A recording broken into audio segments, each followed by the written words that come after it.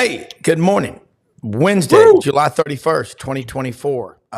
You know what tomorrow is? First day of August. New roof day. Yeah? And your I new get a roof new day roof. for you? That's I a got cause for celebration. That is yeah, dude, I can't tell you. I hope you put We've got the bulletproof. roof guy. We've got the guy doing the ceiling. The guy comes out. He's like, "You need an entire new ceiling." He's just insulation, sheetrock, electrical, everything, and then a new roof. They never miss an opportunity, do they? Hey, well, you know what? They're paying for it. That's all I care. That's right. So. That's why we buy insurance. Well, look, man, we got a great show today. Coach Lauren Meadows, part of the Buddy Martin Show team down in Gainesville, is going to join us. My boy. Dudley Dawson, hogville.net. Vince Ferrara on vacation from the Sports Animal in Knoxville will check in with us as well. Smash that subscribe button in the bottom right-hand corner. Allow notifications on your Android and iPhone. Tell friends, neighbors, families. Link it. Send the link to people that you know. Send the link. We can keep growing. It's like a Christmas present already. It absolutely it is. Hey, get pen and paper handy because you're going to want to take notes. A lot coming at you, okay? Here we come on a Wednesday.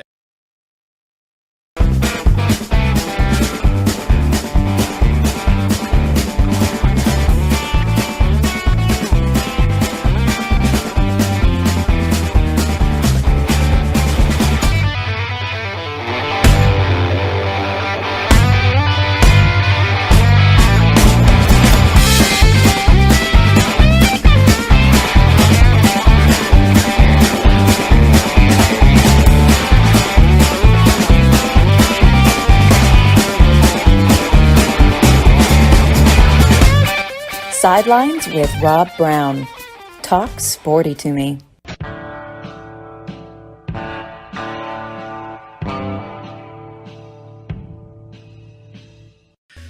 All right, Lauren Meadows, I got a small puppy that Audrey found under my feet gnawing at me.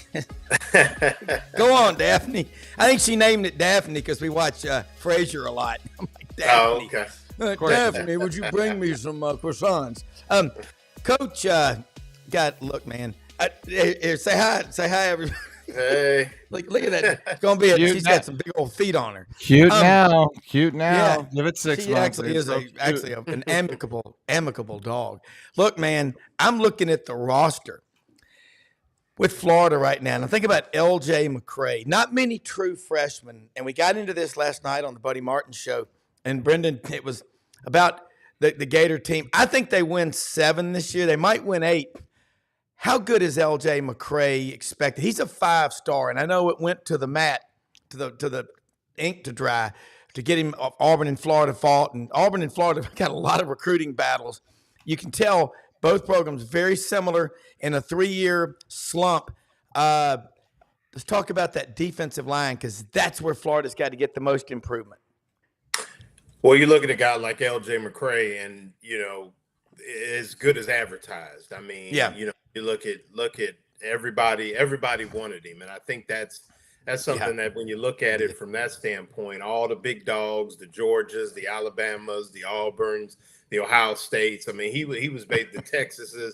He was in everybody's wheelhouse, and you talk about a young man who, once again, has pedigree, within the Florida program, but also, just looks the part and looks ready to perform. So, obviously he's going to have to be mindful from a mental standpoint of reading his keys and things like that. But a lot of times those young kids, and this, Rob, they tend to flourish early on 3rd down because it's like sick 'em, boy. Go on and sick them, and that's what they do best. So sometimes they struggle playing the run and things like that and keeping leverage. But when it comes to just getting after it, I mean, L.J. McCray is as good as advertised. I think the strength is, to kind of echo Billy Napier, verified strength and speed. I like that one, and just really plays on that. And then you look at a guy like the return of Justice Boone. I think last year, some of the struggles with the pass rush, you look at Justice Boone, who really looked like last spring was ready to take a big step and then the injury sidelined him for the entire year, and Florida just didn't have the bodies. But you talk about, TJ Searcy and Tyreek Sapp, and like I said, the aforementioned Justice Boone, and I think that Florida will be improved. I mean, we've talked about it. Every position has had an upgrade, whether it be from recruiting,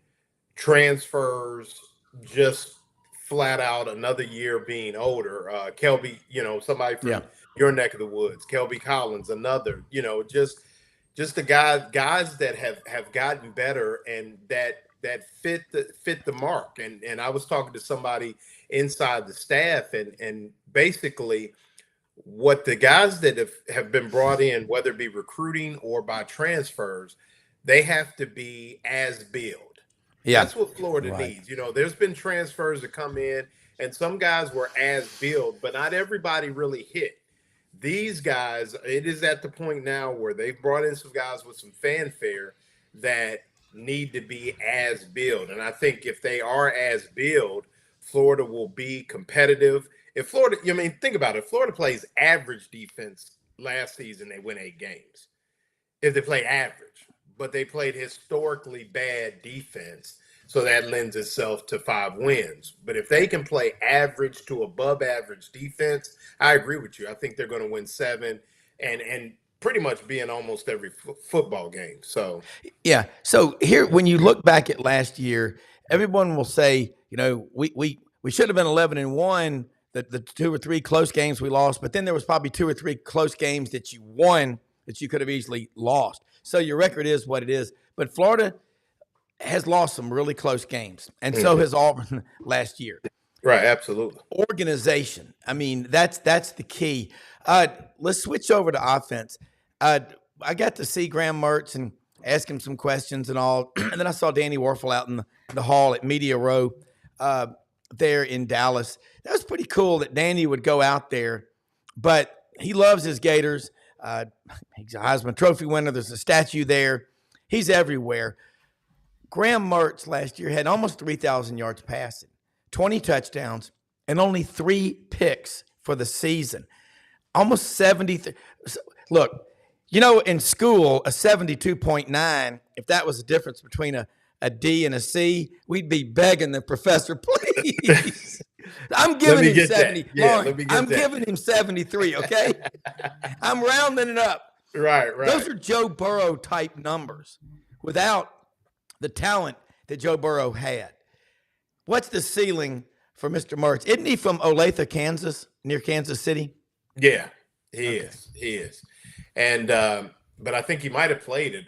I don't know, over Wisconsin before he came here. Yeah, but I mean high school. Yeah. But yes, absolutely. Yeah. Wisconsin. And it's funny how the Wisconsin people were happy for him to leave. Yeah. Which baffles me. And but that does baffle me. When you look at Graham Mertz, I mean, the system. My brother-in-law is a Wisconsin guy, and he talked about. He's like, you can have him, take him. Exactly. I was part of that conversation. Yeah, as well and I mean, his big deal was it's turnovers, right? He threw a lot of picks there. Look, he was the younger guy there. Look, Graham Mertz is a product of a successful transfer portal situation. Yeah, he's sort of the model for it, right? He went on, his career got better, he upped his game, he got paid, and now he's got a real shot at having a very successful season this year, and then having a potential professional career, which he did not. He was not on that trajectory when he was at Wisconsin, and I think that's and it's also a testament to what his character is. I mean, he was able to. If y'all remember, he was like in like first day. He came down early, and he was ready to work. He wanted that job because there was a lot of dialogue that he was just sort of like, okay, well, we've got Mertz. Now, who else can we go get? Right. That was a good get. That was a good move by Billy and his team and his staff to pick him up and then not really and then recognize that he is still an incredible talent. Urban Meyer's like, I tried to recruit the guy, so he was. It's not that he didn't have stardust. Right. Well, I think if you look at Graham Mertz was blamed for the demise of the Wisconsin program under Paul Chryst. who was a really good football coach. But if you look at it, Wisconsin kind of went through a 2 or 3 year lull where they not only failed to get what I would consider, they were always really good at getting Ohio State and Michigan's leftovers at the skill positions, if you know what I mean. Yeah. That kind of decreased. They start going to Kentucky, they start going to University of Cincinnati, they start going to Penn State. Good point. And that was one. And then Wisconsin, really from a high school football standpoint, stopped producing those mammoth linemen that I'm sure Paul Chris said to Graham Mertz, hey, we're going to bring these guys in. We're going to protect you.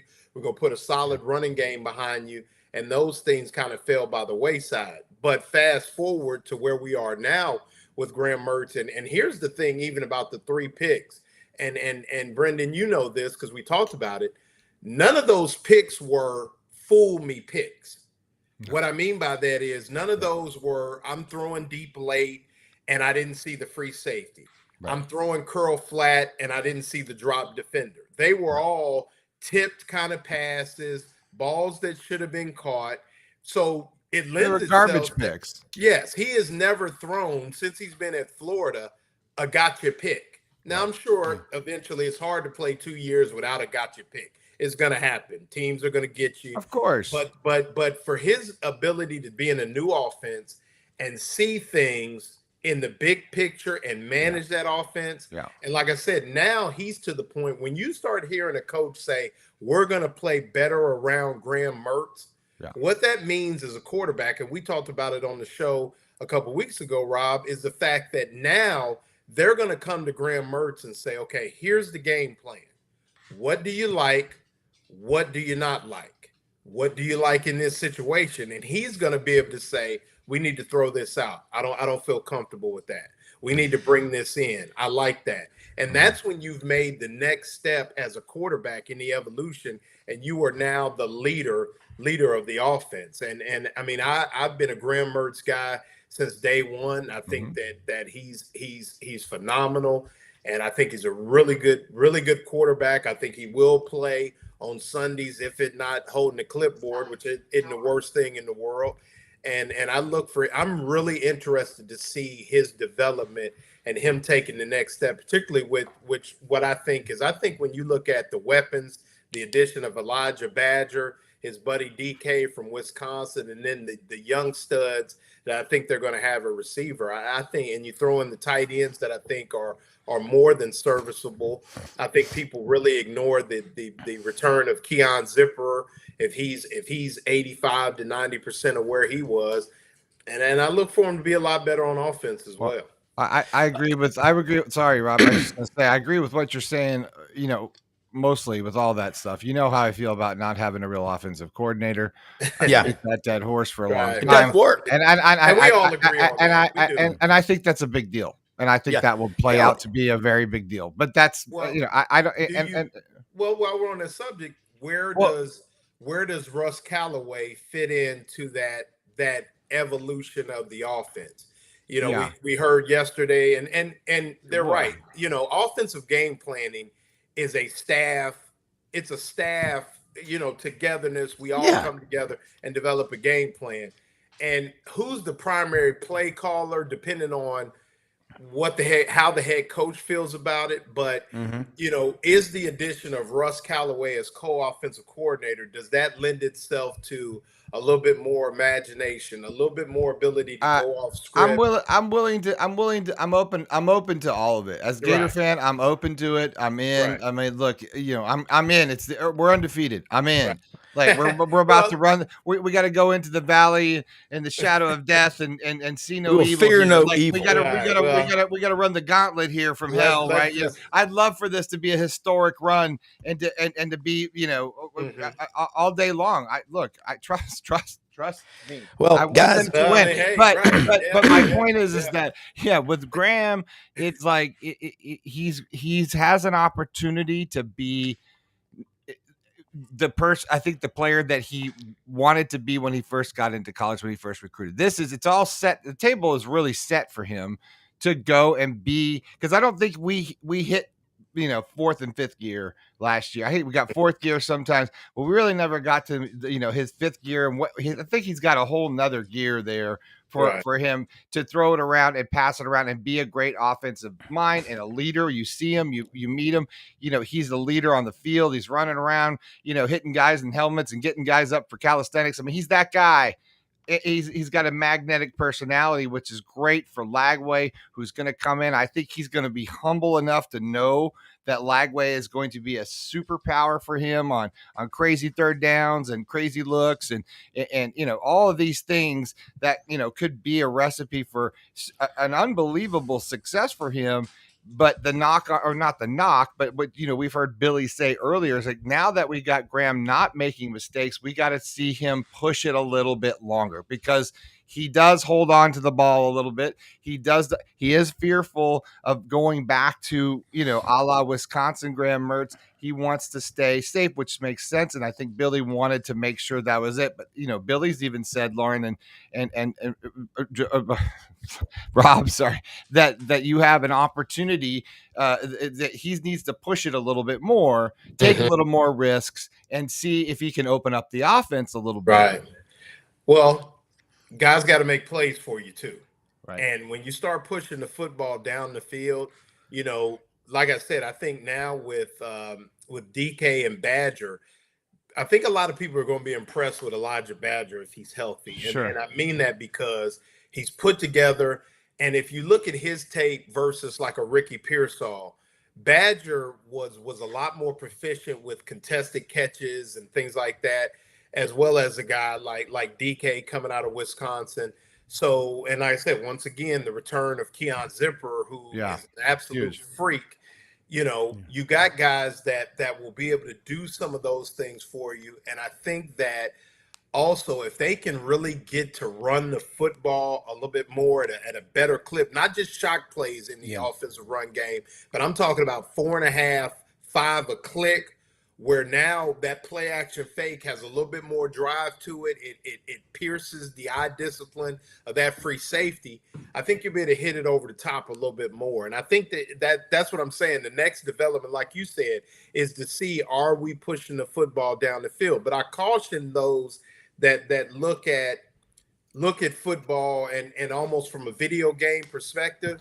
That free safety at Auburn, well, not Auburn because we don't play Auburn. Let's say that free safety at Tennessee, that free safety at Miami, at LSU, at Ole Miss, he don't get to play if he's getting beat over the top. Yeah. So there's a reason why sometimes teams start letting you drive the ball down the field, because it's my job to be as deep as the deepest. And I think when people look at it, I would say more can Florida hit those, 16 to 17 yard dig routes. Those long curls that if you slip a tackle, now becomes a nice catch and run, things like that. And Florida hadn't had a lot of that in the past either. An out route that's put on point where I can catch it, run, make a guy miss, and go from that. And that's why I think that it'll really be the next step, because, the ability to be able to just take the ball and drive it down the field. I mean, you talked about Joe Burrow. The thing that Joe Burrow had, I mean, they were running the football at 5-6 yards a clip that year. So any type of play action, things like that, it just put the defense in so much peril. So, it'll be interesting to see. But I agree. I think that Graham Mertz is to the point now, and with some of the weapons he'll have at his disposal, I do look for him to make a few more plays for sure. Well, the one thing Florida lacked last year was explosive plays, passing plays of 20 yards or more, 40 yards or more. I mean, you had maybe a dozen total. And so that's what they got to do this year. But what I see with quarterbacks, go back to look at Russell Wilson when he left NC State going into the 2011 season. I mean, Cam was leaving Auburn. I was number 1 pick in the draft. I would too. He came to Auburn and visited. A friend of mine was taking him around, and they thought he was coming. Then he went to Wisconsin, went in the weight room, and the entire offensive line was returning. Auburn had 1 starter coming back. When they finished the championship against Oregon, they had a combined 176 starts. It makes a big difference. And Russell Wilson, we know, was a dual threat quarterback. He could do it all, but he's a lot better passer. people gave him credit for, and he's still in the league. I think the Broncos are having to pay him $45 million while he's with another team making the minimum of like $1.2 million. Who wouldn't take that? Big deal. Right. Lauren, it's a cool discussion. We're going to bring in, if you can stay with us, I know you got your job. This is No, I'm good today. I'm actually going to head over to practice a little later on. All right. So Dudley Dawson, Hogville.net, longtime writer. Lauren Meadows down here, part of the Gatorbait team in Gainesville. And he's on the Buddy Martin show Tuesdays and Thursdays when I'm on there on Tuesdays. And Dudley, we've been talking about, and I know you've been a busy man lately. You had the big high school football stuff going on last week. And then I was out at Media Days. I got a chance to be right next to and talk to Talon Green. It's a big kid. He's 6'6", guys, and he's a Dallas kid. He went to Boise, but he's a Dallas kid. I asked him what's it like having Bobby Petrino, and he goes, man, when he walks in the room, you better be dialed in. People don't realize Bobby's father is a legend in NAIA football in Montana, coached there 29 years. I've been following him since 2002 when he came from the Jacksonville Jaguars to Auburn. And I asked Tommy Tuberville, I said, where do you find these guys? Do you have like the top 5 assistant coaches at every position in the country with their cell phones? He goes, yes. I go, who taught you that? He goes, Jimmy Johnson, Dennis Erickson, Dudley. We were just talking about Graham Mertz. Talon Green is, what are your thoughts on him? He's I'll tell you one thing. He's a sharp kid. And he's an athletic guy that he's got a hell of a coach around him, but kind of take it from here. Well, I was talking to a 6'6" quarterback from Arkansas yesterday named Matt Jones. And there are some similarities there. Yeah. Obviously, Taylor's got a long way to go to put up the success that Matt did, but the combination of those two working and Coach Petrino hand-picking Taylor, and there were several quarterbacks that they had an opportunity to get, that he was dialed in on him. He had offered him his first scholarship when he was at Missouri State. Okay. And so they had gotten a relationship going there. I think that's going to be very beneficial for Arkansas. Taylor is not a finished product, but he's not raw either, and he's got a great quarterback coach to work with. Yeah, and I asked him, I said, think about Jason Campbell. Ask Coach about Jason. 4 offensive coordinators in 4 years at Auburn, ends up being a first-round pick of the Redskins. So I'm just excited. I know one thing. There are a lot of Razorback fans and alumni in Dallas-Fort Worth. God, there's a lot. And 2 of the 3 players for Arkansas at Media Days, guys, were from Dallas. Of course, Talon's technically not from Dallas. He's one of the million suburbs of the Metroplex, and they give each other grief about that. I mean, there's a lot of good competition, isn't there? Well, Texas gets in-state tuition up here. That's why there's almost as many people from Texas as there is Arkansas up here. And certainly when you go to any parking lot, you see a ton of Texas license plates and stuff. And when Arkansas has been good, they've gotten a lot of players from there. Of course, they used to be back when they were in the Southwest Conference, but they continue to try to mine that area. And Coach Pittman's smart enough to get back in there and try to do that. What's interesting is Arkansas is having a great out-of-state recruiting class and not such a good in-state recruiting class. We'll see how this season changes that one way or the other. Lauren, jump in here. Yeah, I mean, you look at, I do want to say Matt Jones is probably one of the most underrated athletes in SEC history. I mean, what a phenomenal, no doubt. I mean, just, play receiver in the NFL. I mean, just a super, just unbelievable athlete. But yeah, I mean, you look at what Sam Pittman has done to bring in a guy like Bobby Petrino, who, I mean, has put his stamp on many a quarterback, but I mean, obviously the reigning MVP in the NFL right now. And I mean, you look at a guy like Talon Green, who not only is 6'6", but once again brings the athleticism and really could find a resurgence in that program, kind of as they move from the last guy. So I think that just a breath of fresh air. Bobby Petrino running the offense. Arkansas is going to be interested. I mean, it's definitely, and they're going to be well coached up front. That's Pittman's calling card. And I mean, they came in here a year ago, and I mean, it was a street fight. And Florida probably did some things that cost them the football game, but Arkansas, basically had let go of their offensive coordinator, but they came in, ready to play football up front and really kind of pushed the Gators around a little bit. So I think that was a big win for them. It was probably a Pittman saving win, kind of changed his fortunes a little bit. But you look at, I mean, the SEC is rough out there, man. And you look at what Arkansas has been doing. You talk about the recruiting, still keeping on the finger on the pulse of Texas high school football. And I mean, I think that Petrino now is going to be able to, Pittman's going to let him do his thing, maybe, put his ends on the offensive line a little bit. But after that, I mean, it's going to be real interesting to see where this thing goes with him as the primary play caller. Yeah, and speaking of that last guy, KJ Jefferson did some wonderful things here. But last season, the hiring of Dan Enos as offensive coordinator just did not mesh it well at all. There were some NIL issues, and the chemistry was just not good at all. Coach Pittman talked about that yesterday, about how Talon has come in and without stepping in and saying, I'm the guy as a leader. He came in and was a quiet leader, and then as it's gone on, he's started to use his voice a little bit more. There is so much more optimism about the offense this year than there was last year, in large part because of what Coach Petrino has done over the years, but also because of the leadership ability and the chemistry that Talon has brought into the offense. When we were out at media days, Sam Pittman, again, I think he knows what the deal is this year. I mean, yeah. Everybody knows what the deal is, and he's not coaching scared. He's coaching as if he's got to win, but not coaching scared. So.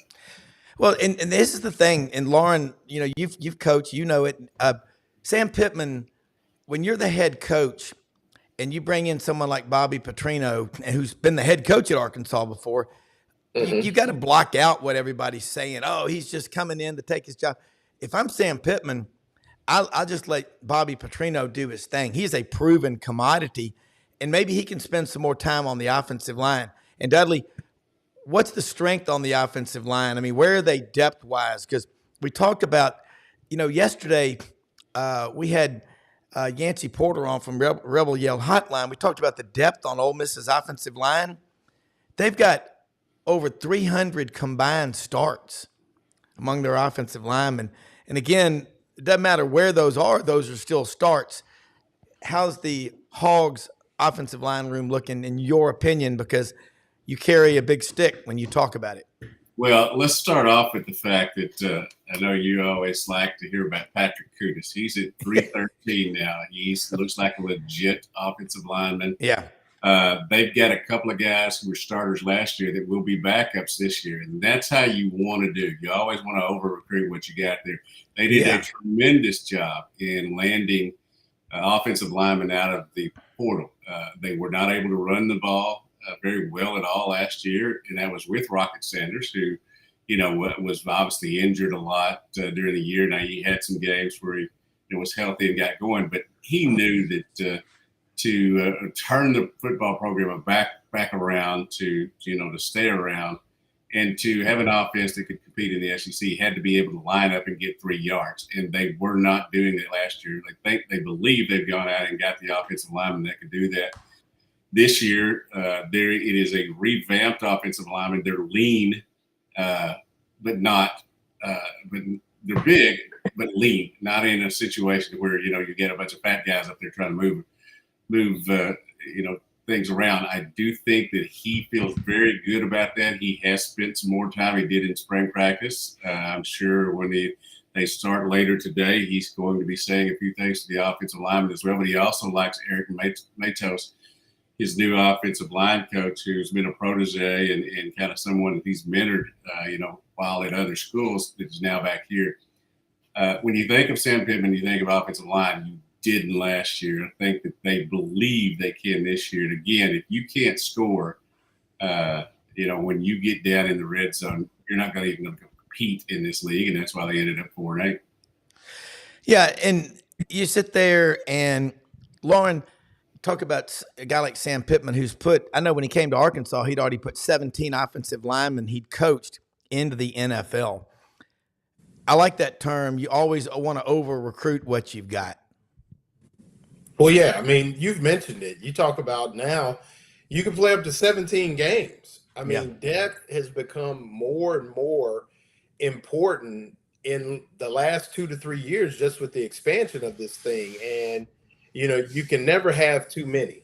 I mean, you just can't. And the ability to go, obviously, offensive lines to be truly too deep, that's tough to have 10 guys you trust. But if you got 7 or 8 that you can hang your hat on, you're going to be pretty good. And in a league where it's still a trenches league, as much as glitz and glamour as the SEC has, it's still a trenches league. And, to echo Keith Jackson, you got to have the big uglies. And the big uglies are the guys that you make your money with. And you got to be able to put games away with the running game late in games. And, back to Petrino, what Petrino's going to allow Sam Pittman to do, if you're comfortable in your own skin, which I'll give Sam Pittman credit, he seems to be very comfortable in his own skin, is the fact that Petrino helps you sleep at night.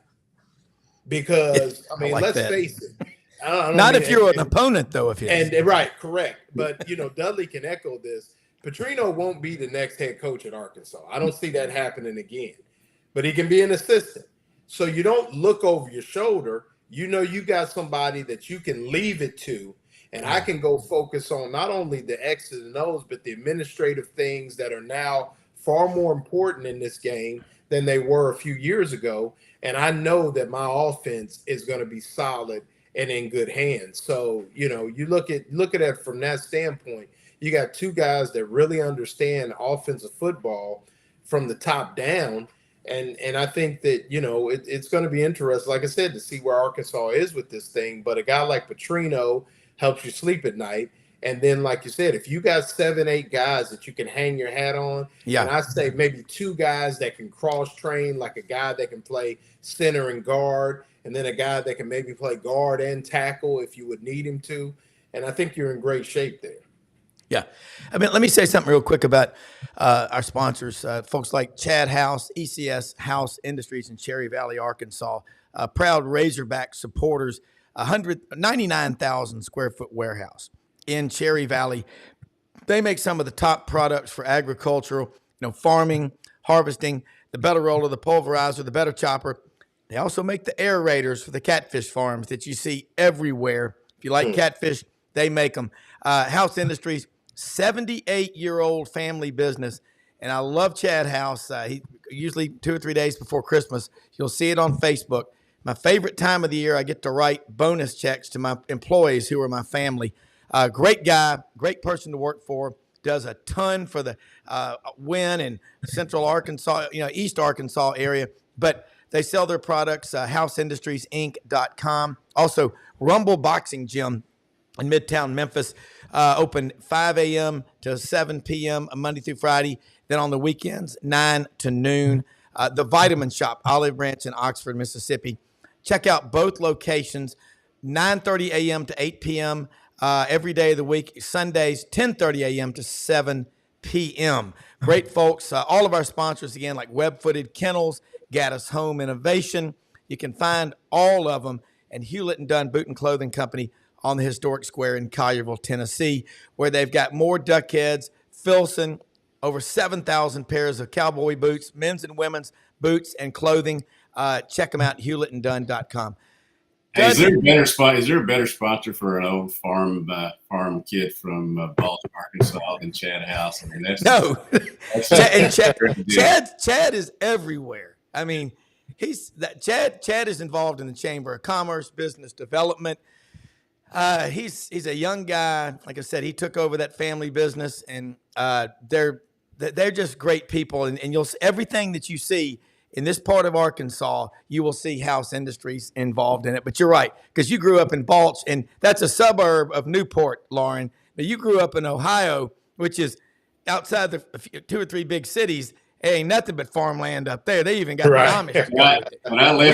When I left to come to college, it went down to the population went down to 59. So, hey, one thing I did want to talk about, y'all mentioned it. When Coach Pittman has had his most success here, he had Barry Odom by his side, who's now the head coach at UNLV. Yeah. He used to walk every day. He'd bounce things off of him. Correct. We asked him a little bit yesterday about, along this way, how would you have done things differently? He said, I wouldn't have been so much of a dictator. I'd let other, coaches have, their say and stuff, and he thinks he's grown during that. But, that's a great situation for him to have a guy in Coach Petrino whose ego now is in the situation that he wants to help, not be the dude, just help. And, when I first heard this, that he was coming back, I was like, you got to be kidding me. But it appears that it's really worked out. I've said instead of being a player now, he's a grandpa and a football coach. And I think that's the perfect way to set it up. I think this combination could work really well together. Now, how many wins does that translate into? You're playing in a pretty good little league. That second game when they go to Oklahoma State and play at 11 a.m.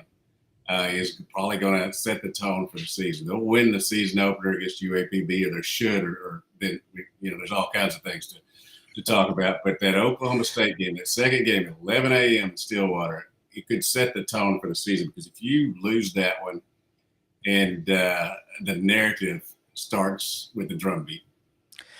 Lauren, you hear what he just said. Holding that locker room together. Sam Pittman is an effective communicator. Bobby Petrino, he's dialed in like a sniper, man. But you win a few games, or you show signs of you've got enough fight, and that if you started, plugging in a player here and there and on this side or that side of the line of scrimmage, special teams, you got to have those. That's what I think, if I'm an Arkansas fan, I'm looking for. Would you agree or disagree? We'll start doing some rapid fire. And Vince Ferrara is going to join us. Like I said, he's on vacation. Said, I'll call in. It's also his birthday today. I said, hey, man, you're doing us a major solid. But your thoughts on that, Lauren Meadows, the man from Ohio. Well, yeah, I mean, it definitely, it has to look like something. And, that's the thing that I think sometimes, and we've talked about it, and my deal, Rob, you know me well enough now. I don't need to hear about all that other fluff. Yeah. You get judged on the 12 Saturdays in the fall, period. And it has to look like something. It has to look organized. It has to look like you know what you're doing, that you have a sound game plan. And sometimes teams are better. This game of football is you have to test a man's will 60, 70 times a game. Sometimes you win, sometimes you lose. And that's why you shake hands at the end of it. But you are trying to break a man's will every time you go against him. And so if it looks like that the kids are dialed in, that there's some explosiveness, that, for instance, they do a great job of tackling Ollie Gordon that second weekend of Oklahoma State, which will not be easy, but they show that this is a program that with the people they brought in and the addition of Bobby Petrino, that it looks like that they are now putting together game plans. Like you said, Dan Enos was not, even he's actually here in Gainesville now, was not a fit there. Is Petrino and Pitt? And I really think, like I said, because he doesn't have to look over his shoulder, I think Petrino will be that addition. And I think it's something that Arkansas fans, I didn't realize that Oklahoma State game was that early. I mean, they'll find out right away where this thing is going. Yeah. And to come out of there, to go there and maybe come out of there with a 3-point win, but even a 10-point loss and play well could put them in a position where it's like, okay, this thing is trending in the right direction, get a couple wins, and then see where they end up in the conference schedule. But like Dudley said, it's a good little league here, man. And you could be really good and be 6-6. And at 6-6 with a certain portrait of a season, is that enough? And that, I guess, you guys know the program and know the people there in Fayetteville far better than I do. At 6-6, I'd say our coach is still here for one more go. Whether that is good enough for Pittman, Dudley would have to answer that. Yeah. The identity here, the narrative here last year, and I'll just use half the word, was a cluster. And, they do appear in better shape over there this year in terms of organization. You don't hear the stuff from players, stuff from coaches that you shouldn't be hearing at a major college football program, and you're not going to hear a successful one. And so that has changed. Again, we'll see how it translates into wins, but you cannot have that going on and expect to go out and compete in the SEC. And it was correct. Vince Ferrara, happy birthday. You're on vacation. What a trooper. I mean, this is a guy, this is like me. I give all my clients my cell phone.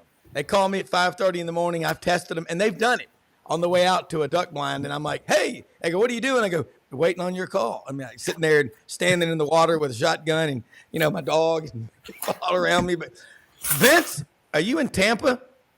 I am, sir. Yes, sir. Good to be on with you guys. There you go. Oh, yeah. I love it. Every time we do this sports thing, I think of the Hollywood Squares. I'd like to thank Vince Ferrara for 200 and an X to block, please. Yes. Well, let me say this. We need to get Smokey in there. Vince, I'm waiting on your Smokey because I got Josh Heupel, the Tennessee logo shirt from Hewlett and Dunn. Yours is the Smokey, and I'm waiting for Acres Down South to make that so I can get you the Smokey shirt because we said we don't want to give you and Coach Heupel the same shirt. But look, we got Lauren Meadows, Gator Bait Media, part of the team down in Gainesville. Tampa, the largest concentration of Florida alums and fans probably in the free world outside of Gainesville, which is not as big as Tampa. But let's talk some Tennessee Volunteers. They're picked 7th in the league. Lauren just alluded to it, and so did Dudley. This league is so damn stacked. You could be 7th or 8th. I mean, right now, you could be 7th in the country. You could be 9th in the country in recruiting overall, and you're 7th in the SEC. And I'm talking about Oklahoma because you got Georgia, you got Alabama, you got LSU, you got Auburn, you got Tennessee, you got Texas A&M, you got Oklahoma. And those big dogs walk late. Somebody else is going to pop in there too. But anyway, take it away, Vince. Good morning. Yeah, good morning. Appreciate the birthday. And also I appreciated that Smokey logo over the top on my shoulder there from Brenden. That was well done. After, of course, the happy birthday from Uga. but no, it's all good in the SEC. There it is. Yeah. Nice. Very well done. The thing about the preseason projections, 7th in the SEC could mean a 3 or 4-way tie in record, and then it's just a matter of tiebreaker that makes a difference between 5 and 7 or 8. And that's the way I kind of viewed it with LSU in Missouri. I would give Tennessee a slight edge over those two. They don't play them, so there wouldn't be any head-to-head. But like I told people, there could very well be a 3-way tie here, and it's just a matter of tiebreakers that move you from 7 to 5, and then you're not feeling as disrespected as some. I don't think it's that big of a deal. Who knows? With athletes, they will turn anything, whether it's legitimately there or not, into motivation. But I think this team is a little bit better than the 7th best. But with everybody being together, it's going to be bunched up, and there's going to be a lot of those tiebreakers. So you're right. It's going to be that is going to equal probably one of the 15 best teams in the country, and that would satisfy some and not satisfy others in that fan base. Well, I envision the group of people trying to figure out that tiebreaker formula in the SEC. As you remember the movie about one of the Apollo missions, all those guys at Mission Control in Houston with short sleeve polyester shirts and pocket protectors and birth control glasses, crunching numbers. Dudley, Lauren, anybody want to agree or disagree on that one? Because or in a smoke-filled back room somewhere in Birmingham, it's. I mean, how are you going to figure this out? Does anybody want to take a stab at this? It's going to be really interesting. I'm glad that 12 has arrived. 4 was too little. I don't know if 12 is too many. We'll find out. But what's going to be interesting for me, Hunter, your checks on that thing now. I bet he's hoping that as he has to do that, he's not, having a coaching search at the same time. He's had a big year here. Obviously, bringing in Coach Cal. That's kind of repped things up around here. But here we go with the football season. Is it going to be 4-8? Are there going to be some surprises? I'm sure he's got him some rest this summer, because this fall is going to be something that could go many different ways. Yeah. Vince, Lauren covers the Gators. He's going to be you're going to practice today, aren't you? Yeah. They got that game, Tennessee's. I mean, look at Florida's early schedule. I mean, they've got Miami to open up, and you're down in Florida now. Vince, you're a USF grad. But you got Miami, they're playing UCF. They got Florida State at the end of the schedule. Tennessee is going to play Florida in Neyland Stadium. Last year, that game got ugly in a hurry, and it looked like Florida was ahead of schedule. They weren't. Tennessee's breaking in a new quarterback, Nico Iamaleava. And Lauren and Dudley, I get that name right. I've been practicing that every day. He's going September 21st to Gaylord Family Stadium out there, Boomer Sooner in Norman, Oklahoma, against Jackson Arnold, the highest-rated recruit in Oklahoma history, 5-star quarterback. We'll make him a 6-star. He's that good. I mean, on paper. What does Tennessee need to do early on to get you really excited about this team?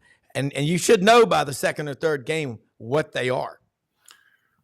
Well, it's a huge test early on. That first SEC game is on the road in what will be a hostile environment, a jacked up environment there in Norman. And Nico was asked about if he prefers playing on the road or home. And he said on the road, definitely. He's like, no disrespect to the amazing fans at Neyland. So hopefully they didn't take it that way, but he said, being able to win on the road and the impact you have on the road fans, there's something special about that. So if he is able to get it done on the road, there'll be a lot more national discussion about Nico in that game. So I've said it before, I think it's one of the bigger overreaction games of the season. And, Lauren knows this. There'll be a lot of overreaction both ways, depending on who wins that Florida-Miami game at the start of the year. So, are you kidding me? Overreactions by fans? Oh, come on. Well, but that's even on that normal overreaction scale that's there. Relative to that, it will still be on the upper end of that. I think this kid is incredibly poised and mature.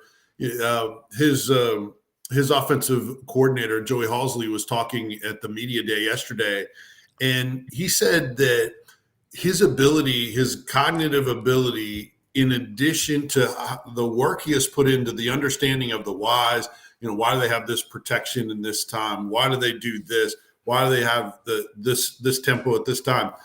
His work on that aspect he said that it's scary how good he can be, because you pair that work on the intangibles and the mental side of the game to go with what he called elite quarterback skills. That's your offensive coordinator not afraid to compliment his guy will be starting his second game against Chattanooga in college. But they know he can handle it. They know he's humble. It's not going to get to his head.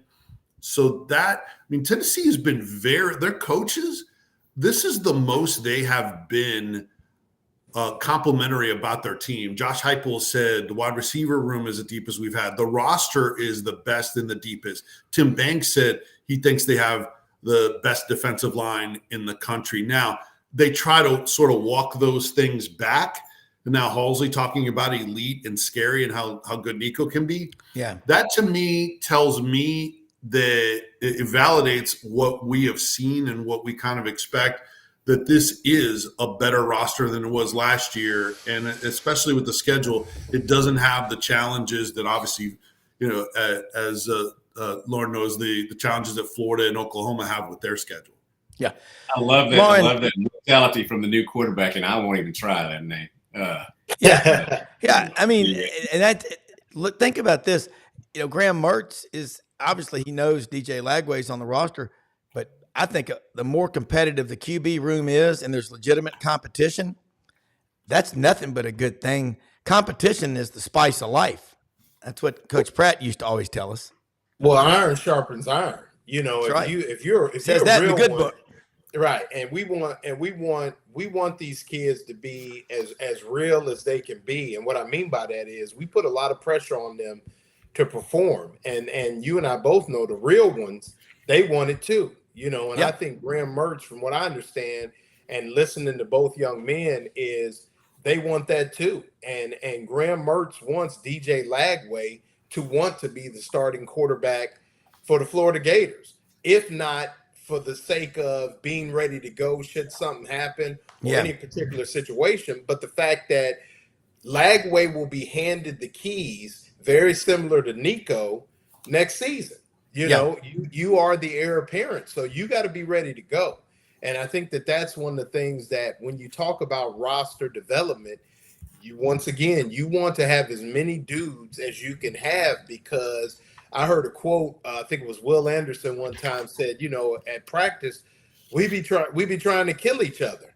Yeah. Because the level of competition is so high that then it translates to Saturdays. And, you look at, and, my only issue with that Oklahoma Tennessee game is who does the scheduling in the SEC? Because that weekend is usually reserved for when the Gators come to town, the third weekend of September, so I'm a little nostalgic, a little upset. That's like moving the Ohio State-Michigan game. I mean, come on. Yeah. But anyway, correct. I think that, you look at Florida's schedule and going back to talking about sorting out those 12, let's just say, and I've gone on a limb and say this, and I say this totally impartially, but just looking at the schedule, if Florida would go and win the right 9 games and lose the right 3, would they slide in at 11 or 12? Are we going to see a team that plays a brutal schedule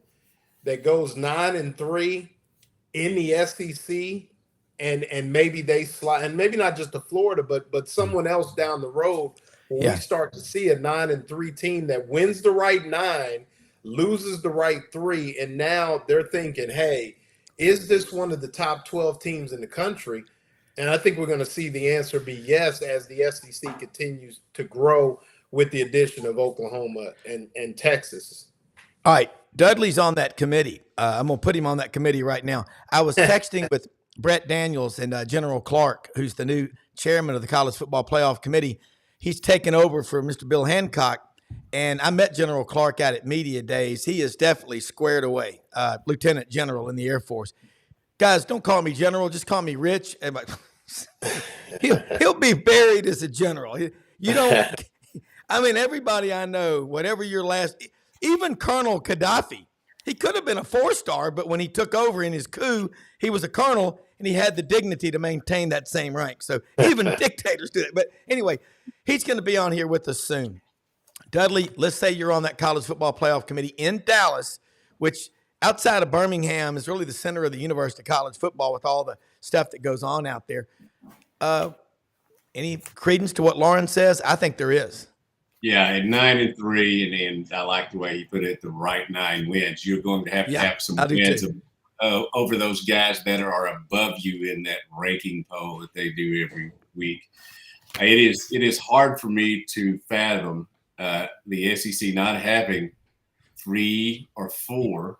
I don't see them just having 2, out of 12. And, obviously the Big 10 or the Big 20 or whatever it's called now is going to have, its representatives too.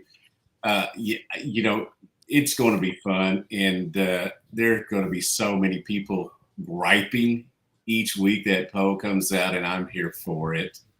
I may not like drama in my personal life, but I do love it in my professional one. I do too. Vince, think about this. In November now, every team in the top 25 is going to be saying Dumb and Dumber. So you're saying there's a chance we make the playoff. This is nothing but a win-win for the TV folks. That's what I think. I mean, the guy in Spokane or the guy in Immokalee, Florida, down in the muck where the true badasses come from, Pahokee, Clewiston, Belle Glade, where the mosquitoes are the size of golf balls. Everybody's going to be paying attention in November to all these games in the past that they may not have been paying attention to. I think it's awesome for football.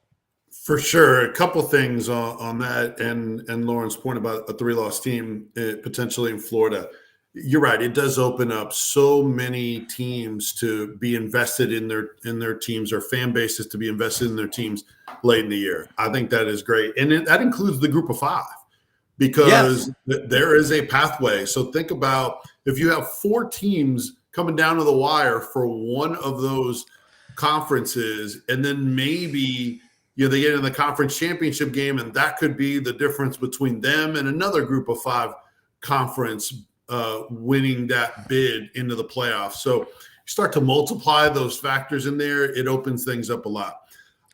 If fans want a 9-game conference schedule, you better hope Florida doesn't get in with 3 losses, because guess what's not going to happen? They're not going to add another conference game, because that's the data point, right? That's what Greg Sankey's talking about is what will the committee do with the SEC having one less conference game? They get in with 3 losses. They don't have incentive. The committee is giving them a whole bunch of credit. We're staying at 8 games. So if you want more conference games, that's not going to get it done with the one data point. They have to decide on what they're going to do moving forward with an 8 or 9 game schedule. Another thing to consider, you're right, with it have to be the right 9 games and the right 3 losses. But in addition, what would have to be right is the teams that they beat and the teams overall on their schedule would have to be as good, if not better, than they look like on paper right now. Mm-hmm. Yeah. There's a chance that some of these teams could go the wrong way. If Florida beats Miami and maybe once again the Hurricanes underperform to their projection, then that win maybe doesn't carry the weight. Maybe USF with Malzahn doesn't have that kind of season. So you add losses to those teams, you could help spiral their season and have them be disappointing. So I think that's a higher likelihood than everybody staying great and then Florida beating a number of those teams and the schedule staying as strong. Sometimes some teams will rise up, others will underperform. So that's another dynamic to just 3-loss SEC tough schedule and getting in. And you got to see what else is on the table to compare them to as well. Hey, instead of March Madness where we have bid Steelers, we're gonna have birth bandits. I want to throw something at y'all. We're gonna go extra innings here. My producer said so. I want to throw tomorrow. We're gonna have Craig Way, the radio voice of the Texas Longhorns football and basketball. Thank you, Dave Cody, my mentor in television, who's listening right now out in Bellingham, Washington. He was a longtime sports anchor in Austin. He knows all these guys. The other day, we had one of the Oklahoma Sooner Football Network guys, Chris Plank, on the show Friday. God, that was fun. that guy, he makes me look sedated. He is jacked. I love him. And we were on Boomer Sooner Country, Oak City and Norman, KREF Radio. I was on there right after our show Friday. Craig Way, listen to this guy, man.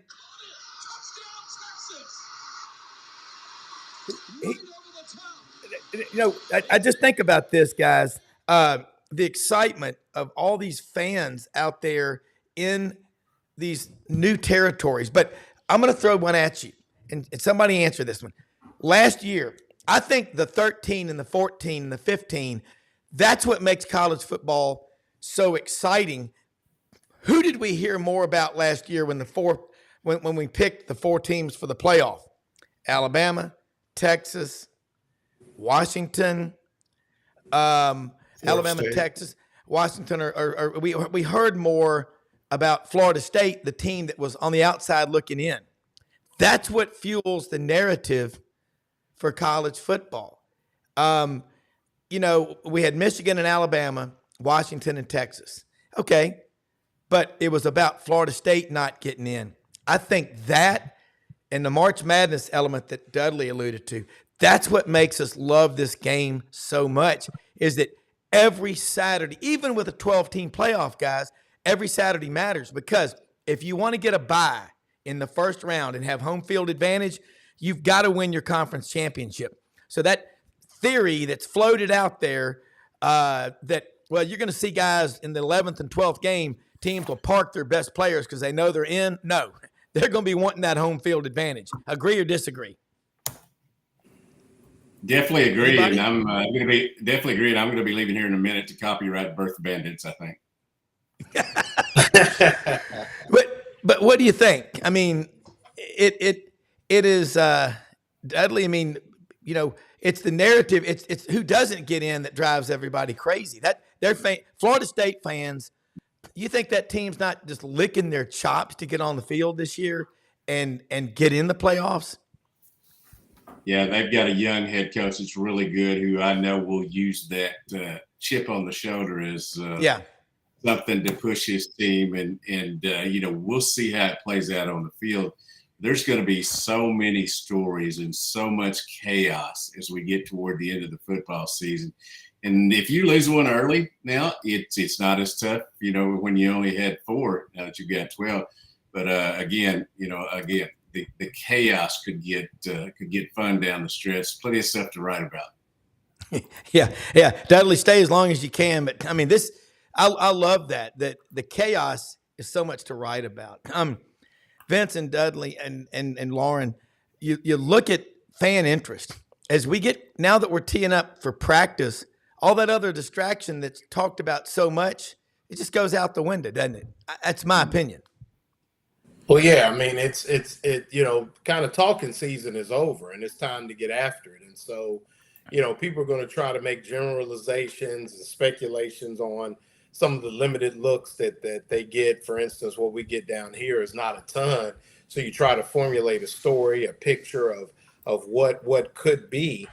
But yeah, I mean, sooner or later, the rubber hits the road, and that's where, this thing is really going to take off. And like you said, it used to be you lose that first game and all is lost. You lose that second game, you go to Oklahoma State, or you play that game with Oklahoma third Saturday in September, and all is lost, and it's not anymore.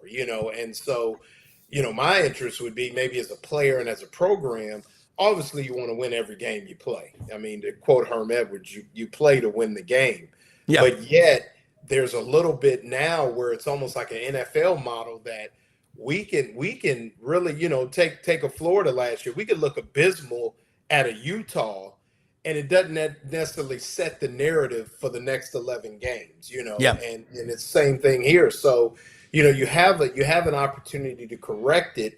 And like Vince said, teams are going to run into some turmoil, whether it be for injuries or other issues where their path is set in a positive way or a negative way.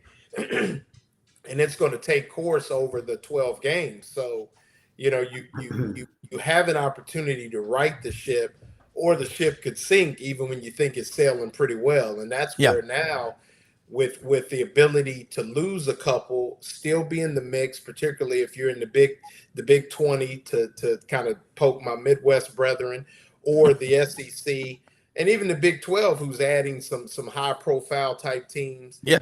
And now you've got an opportunity to be in the mix. So I think that's where we are, and it's going to be now kind of bringing itself to that first weekend where there's a lot of great games that first weekend. And it's going to really put the landscape in place and almost set the tone for what the committee is going to have to deal with, when we get into December. Vince, hearing what he just said, and Dudley, every game, again, they still They matter. That's what makes college so special. Because let's be honest, in pro football, they got a 17-game regular season schedule. We all know game 16, game 17. A lot of those, Las Vegas knows what's going on. There's a lot of tall buildings in Las Vegas because there are a lot of gullible, stupid people out there. Okay, so Vince, you know what? Football season really goes now until early February, or as they say in the South, February. And we got some time off, so we go into basketball. And if you're an SEC fan, you plan on basically the end of June because SEC teams are going to be in Omaha. Vince, tell me this. I listened to some of the Sports Animal yesterday in Knoxville. Tennessee fans right now, like you said, used to be the third Saturday in September. As an Auburn guy growing up, the fourth Saturday in September. The first weekend we started school on the quarter system, usually around the 24th of September. That first game when school started, although we'd been to all the games anyway, was always Tennessee. You knew where you stood right then. Now you're going to play Oklahoma. You go from the frying pan to the deep fryer. Well, the schedule is very different now with 16 teams in the league. And here's another aspect of it that's different than just the standings or, as you guys are talking about, not having Tennessee, Florida in that first SEC game and some other ones that are traditional, although Tennessee and Alabama stayed where it was. And they tried to do it in some spots. But the two bye weeks, the two open weeks on the schedule is a different dynamic. And look, let's be real. For some teams, and Tennessee is included in this, they have 3 open weeks because that second to last week of the year, that is basically a playing open week with the level of competition that some of them play. Obviously, Florida. It's Club and Baby Seals weekend. Yeah, it is. It's there designed ahead of the rivalry games, and Florida does not have that luxury. That's another part of the difficulty of Florida's schedule is those tough games kind of stacked one on top of the other. Now, the open weeks are designed to keep teams from having long stretches. I think Ole Miss has like 7 games to start the year. Then they play a couple of games and then open, and then they have a late open week.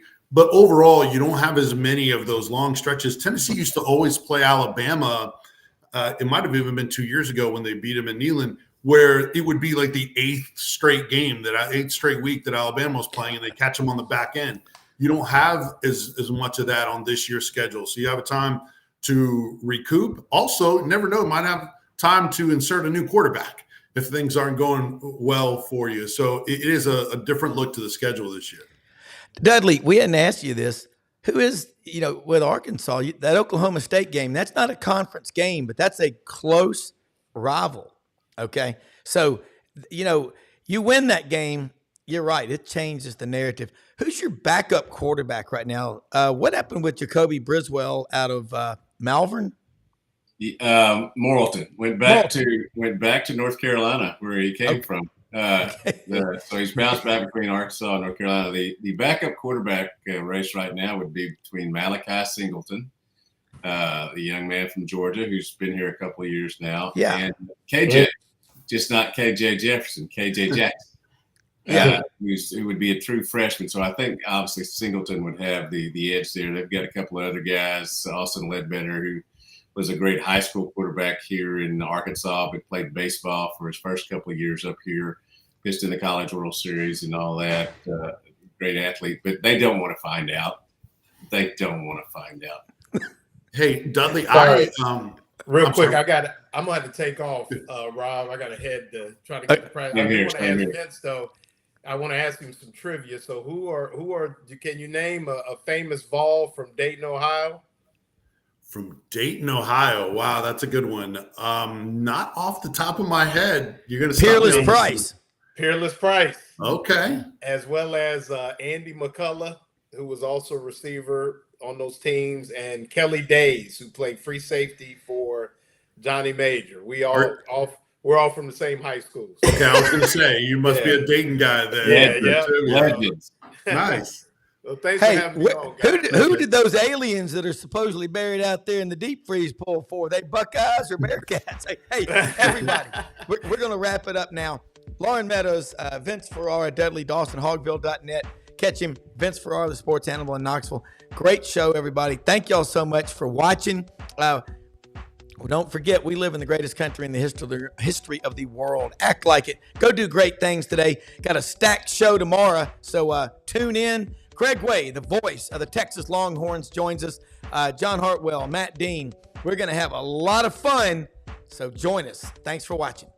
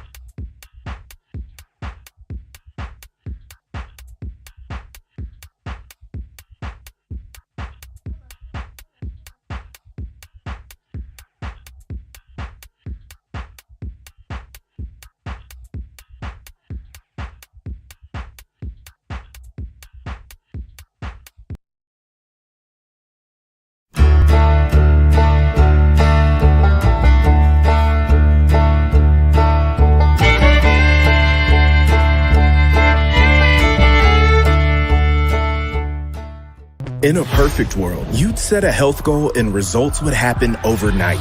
In this world, the real world, it takes time, dedication, and the right support to achieve your best self. The Vitamin Shop's health enthusiasts are here to make sure you're not wasting a single moment on the wrong supplements. From the highest quality sports nutrition and superfoods to the most sought after trends, you'll find a huge variety of science-backed solutions for every goal. And the people to help guide you along the path to greatness. Unbelievably, every 2 minutes in our communities, a child is either bought or sold for sex. I am Ari Dickey, board member for the Nashville Anti-Human Trafficking Coalition. Join me and millions of others in our fight against human trafficking and for its victims by helping to educate the most vulnerable among us, our middle and high school students. Go to nhtcoalition.org, become a partner, and help keep our families safe, because none of God's children are for sale.